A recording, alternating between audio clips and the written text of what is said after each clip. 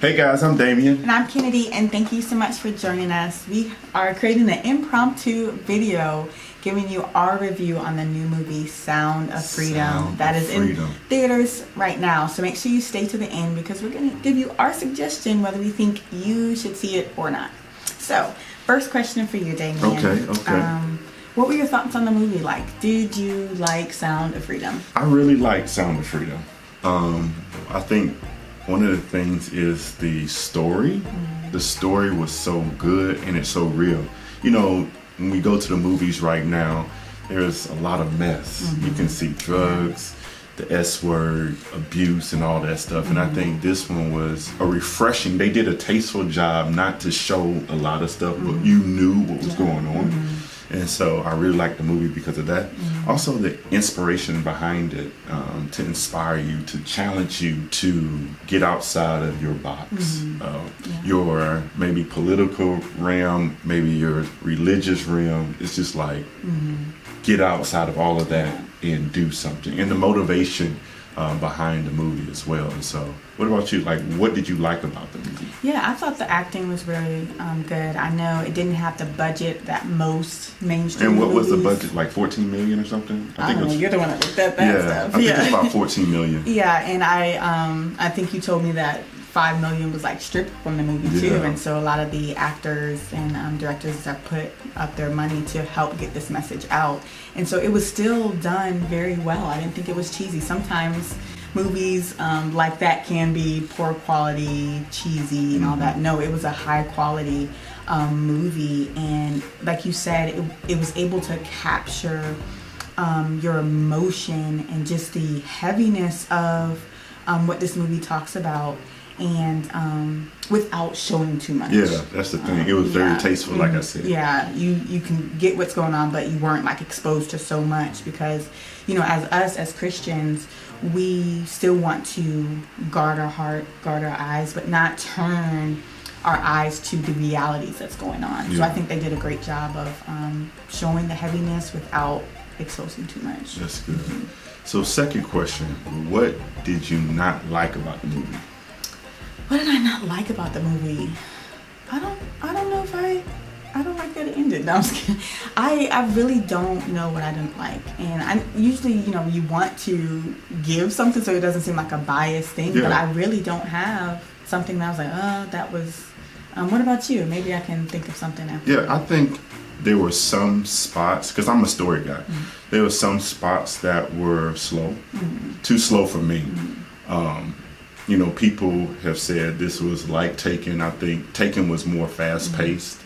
And then some areas you didn't really, I guess, character development. Like the wife, I really wanted to get to know her a little bit more in the story.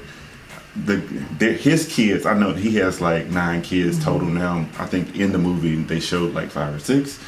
That'd be too many characters to come. But I really wanted to see his interaction with his wife, because I think she played a strategic point in his life to get him to the point of going and quitting his job and things like that. So anything comes to mind? No, I'm not hard to please. I think you are very like, I'm a story guy. You're a story guy. You have an eye for things. Whenever we're watching a movie that tends to be low budget, he's like, look, her hair was like this and the other scene, and he can point out anything. And the camera's moving. I'm like, just watch the movie. So maybe I'm not the best to give that, but I just really enjoyed it because of just the heaviness. I tend to focus on the positives more than the negative, but he's your movie critic with that. So what's the next question? So the next question, how do you feel after seeing this movie? How has it impacted you? Before I go into the movies, I usually try to look at, you know, interviews of the actors. And why are you doing that? No, he's invested in this movie. I want to investigate. If I'm going to spend my time, I want to investigate. And so just listening to the story of Tim Ballard. Now, I actually invested into their, I guess, finding children a couple of years ago anyway, or donated, if you will, invested and donated. Just hearing the story of 2 million children a year are moved and sold into slavery, that can impact somebody because we have children. Like, I want you right now, if you have children, close your eyes and say, my child was taken. Really think about that. There is somebody's child, and we have to open up our hearts and live outside of these four walls and roof, right? And say, man, there are people out there who are looking for their children right now.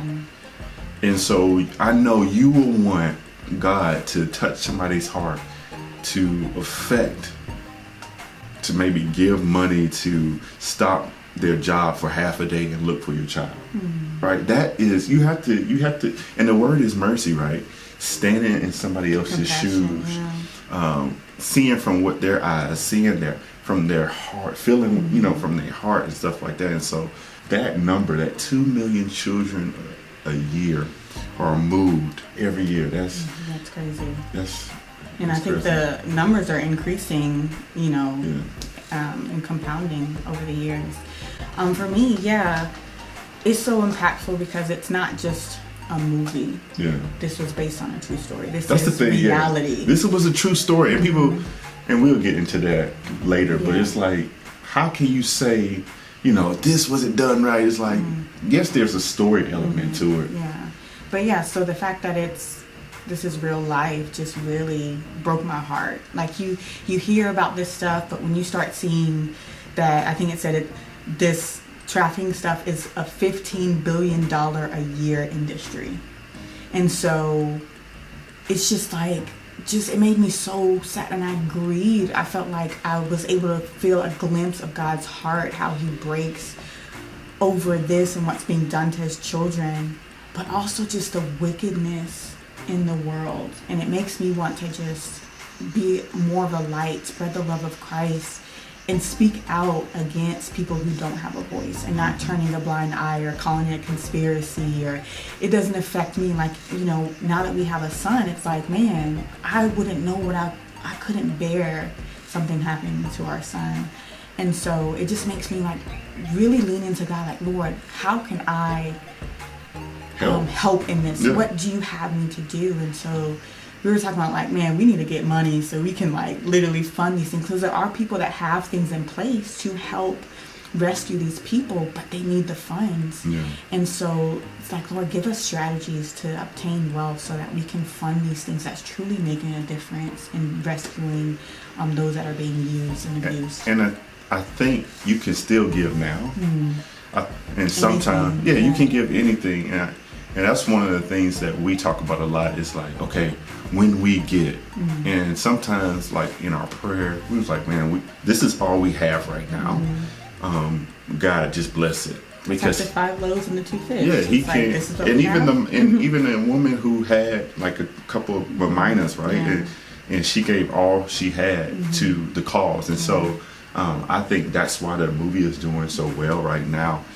The last numbers we saw from Sunday, this is Monday, the last numbers we saw was like 85 million. It's almost the third highest revenue Christian movie of all time right now. And so I think it's going to go to second in the next couple days. But it's it's been a big impact on our household. And yes, when we do get more funds, we can do some more things, and maybe even produce more things too, right? Yeah, and so, just praying as well too, like, really, because we know there's power in prayer. It's not a cop-out, like, it's power in prayer. And so just asking God, just where should our focus be, and what should we do? And seeing, as we continue to talk about the impact, and seeing God's divine hand on the capture or the rescue of the kid. Like, these are real kids, and there's going to be a documentary coming out on the kids. So for all the people who are saying this is fake, the documentary is going to come out on the 2 kids that were rescued, because they're actually helping other kids get out of trafficking and things like that. So just to see his protection in the movie of having Tim Ballard go get the kids, and in that particular scene, towards the end, it was actually more kids that were rescued. They only could do one, again, for the character development thing. And it encourages me to also be bold. And what are the things that you're willing to risk it all. Yeah. Like we don't want to give too much of the information, but just the things that she sacrificed for a cause. Yeah. And so really standing up for the God things, what God has called us to do, to make things that have an impact on eternity. These are the lives of kids and other people, and so it's like realizing what really matters. Yeah. What really matters, especially to God. So moving on to the conspiracy and the controversy, why don't you feel that the woke media wants people to see this movie? Because it exposes darkness. Yeah. We have to understand that the world system is ruled by darkness, the kingdom of darkness, Satan, and his demons. And so when you shed light on the darkness, people get mad because you're messing with people's money. Like we said, a $15 billion industry a year that keeps growing and growing and growing, but also people's idols, people's lust and perverse desires. And so the enemy is mad. And so what are you going to do? You're going to gaslight. You're going to call truth a lie and a lie the truth. And so there's no reason outside of I'm in it, so I'm going to, act like this isn't real, or, this affects me. I'm invested in this. I'm getting money from this, or, I'm watching certain things in this. We don't want things to flag up in this video, but it's like they're not of the kingdom of light, and so they're against anything that God is trying to do when it comes to shedding light and saving souls and lives. I think, and then what I was doing, I said we poked the bear here. I think that this movie, Angel Studios, Tim Ballard, and all those people, they're poking the bear. And this is not a political issue. I really want you guys to get that. This is not a political issue. It's not Republican, Independent, or Democrat. This, or Tea Party. This is a moral issue. And God is exposing people's hearts, right? And so also God is exposing the profile of the child lover, right? Because I went in there with just a neutral mind. I said, okay, why is the media so mad about this movie, right? And so in one scene, you start seeing they actually profile. They said, this is what you need to look for a child lover. And they profiled that particular person. Now it's like, this is it. Yeah, this is one of the reasons why. Because, in certain states now, they're trying to change laws so it can be normalized for somebody to have an affection for a child, and not just have an affection, but have a relationship intimately with that child. And so they profiled that particular person, and I was like, And the last thing I say is transporting people in containers. Now, we've seen this at the border, that there's 300, 500 people are stuck in a truck and they die because of trafficking. But we're talking about transporting kids through container ships. Now, that is an industry that a lot of people don't understand. It makes billions of dollars. And so if you're now having regulations on, okay, what's in this container, we have to open up every one. It slows down stuff, but it actually exposes that there are people being transported. And I saw this one guy, he's mad because this movie came out, and he was like, now we have to create more laws because of the way they picture all trafficking. And they didn't say all trafficking was like this. This is just these two individual story. And so it was just asinine to think how these people are trying to flip it. Yeah, and again, we know in the Bible that the love of money is the root of all evil, and I think that's the essence of it, is greed and immorality and stuff. And so, yeah, when you agitate, stir the pot, and remove the covering and expose things, people get mad. Demons start manifesting. And so that's why we have to get God's perspective on it, and not come out from above the waves and the roar, the smoke, the screen smoke screen, what's it called, smoke screen, whatever Sunscreen. it is, something the smoke, Sunscreen. and really see what's going on, having that discernment and spiritually as well, because this isn't a fairy tale. This is True a true story. Yeah. Based on a true story. And we know that sometimes movies take things to add to the story, but it's not. This doesn't change the reality of what's going on here. So last question. Do you think people need to see this movie? Yes or no, and why? Yes. And you probably know that we was going to tell you yes as you listen to us, but I think yes, you need to go see this movie. Now I do caution kids under probably 10, maybe 8, I don't know. Well, it is a PG-13 movie. Yeah, so 13 maybe to see this movie and just have these conversations that in your own way, ask Holy Spirit how to have these conversations with your children. But we cannot continue to avoid things and act like they're not, they're not real when they are. And that's like our health, right? Sometimes we're like, man, I know I'm sick, but I'm not going to go to the doctor. I think this is like the same thing. We know that this stuff is happening, but we're not going to watch it. Why? Because once we watch it, we have we're accountable and we have a responsibility now. And so a lot of people don't want to have that responsibility in their hands. And I'm all for it. Like, challenge me, inspire me, keep me accountable.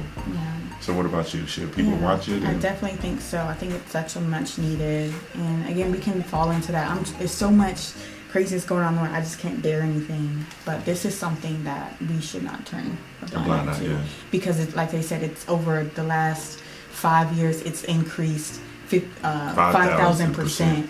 And so it's only getting bigger and bigger and bigger. And we don't want to wait until it's too just out there to where we can even do anything. Or it hits your home. Yeah, if it hits your home. And so really taking the courage to learn more about this and then asking God, what is my part to play? Maybe it's, that's why we're like, what can we do? Well, we know we can make a video to share about this movie. Maybe you've never even heard about Sound of Freedom until now, and so we encourage you to go see it. And even Angel Studios has, 8 million or 10 million tickets now? It's about 8 million tickets. So go to angel.com/SOF.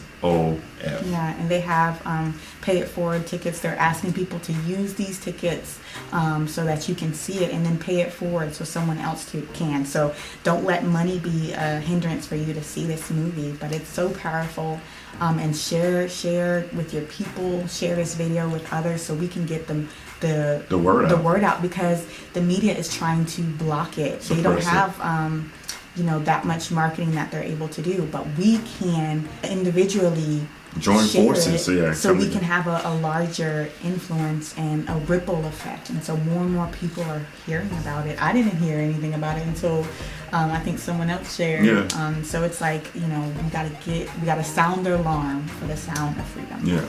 And there was a quick story about a young lady a couple of days ago who got kidnapped, because this stuff is real happening now. And so, and she was found. And so praise God about that. And so people, no matter, she was 25 years old, 25-year-old, 10-year-old, 15-year-old, whatever, 3-year-old, it's wrong. We don't want this to continue to happen. So again, go see Sound of Freedom. Again, it's angel.com/SOF and get your free tickets today.